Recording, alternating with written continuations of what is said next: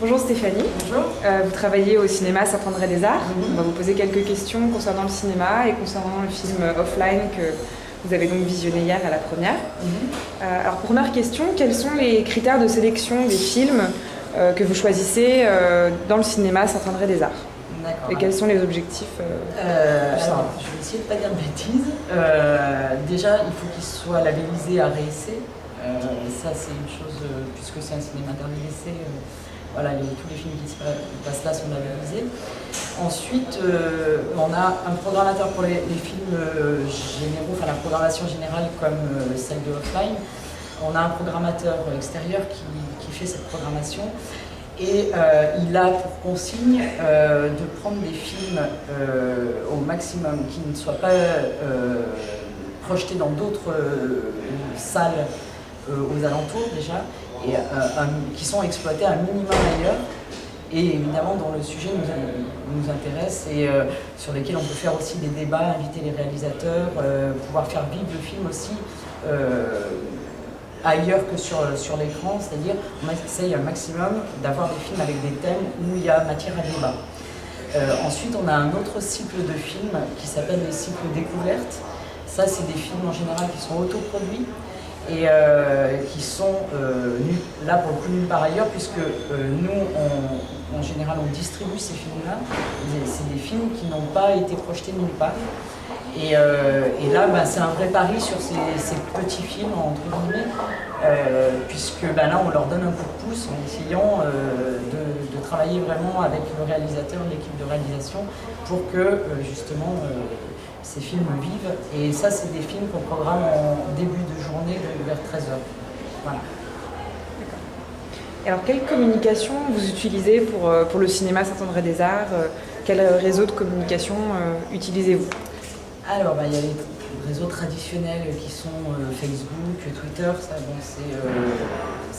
voilà, ça c'est un peu traditionnel.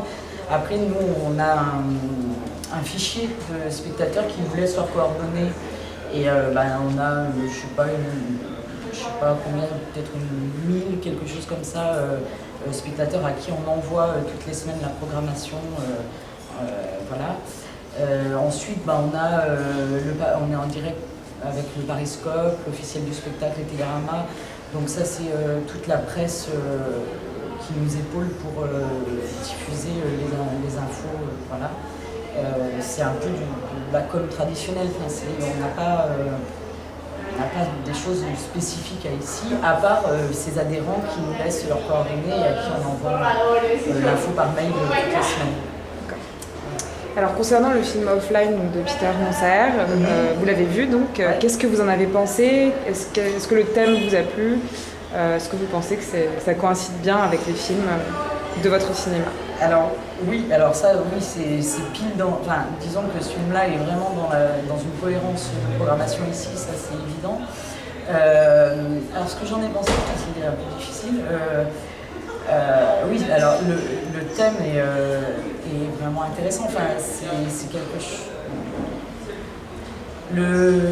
Cette relation du père qui sort de prison, cette relation virtuelle finalement qu'il entretient avec sa fille qui ne sait pas qu'elle est en train d'entretenir une relation avec son père, puisqu'au début j'ai cru comprendre qu'elle ne voulait pas le revoir.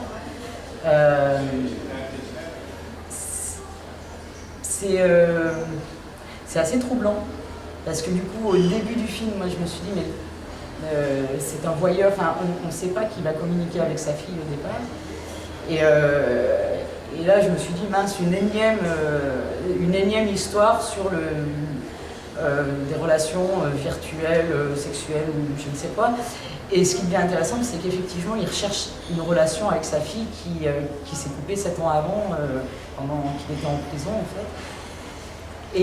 Et du coup, là, ça devient intéressant, puisque quand il la voit en vrai et qu'en tant que père, ça se passe plus ou moins bien, et finalement, ils arrivent à tisser une relation quand elle ne sait pas que c'est son père, et il joue le rôle de père à travers cette toile, à travers son client. Et j'ai trouvé ça vraiment très touchant. En même temps, je me dis qu'à la fin, qu'est-ce qu'il a de bien de cette relation-là. Vous auriez aimé en savoir peut-être un peu plus? Je me dis, après ça laisse ouvert l'imaginaire, mais je me dis, est-ce que c'est offline? Enfin, ça reste offline. Est-ce qu'il va arriver à revenir vers elle en tant que père et reprendre une relation normale?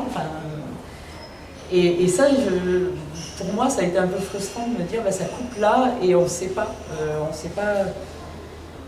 sait pas comment ça va évoluer vers la réalité, parce que finalement, il n'arrive à s'entendre que virtuellement, pour moi, virtuellement, quoi. Et il y a une chose aussi qui m'a un peu troublée, c'est pourquoi il est allé en prison. Alors ça, je me suis posé à un moment la question de savoir, il y a une de ses filles qui a disparu, visiblement. Est-ce qu'il est auteur du crime? Est-ce que son crime est pardonnable au regard de son autre fille? Ça reste en suspens, et je trouve ça finalement très intéressant que ça reste en suspens. Très bien. Merci beaucoup Stéphanie. Merci et beaucoup. 033 Paris Mag vous remercie pour cette interview. Merci à vous.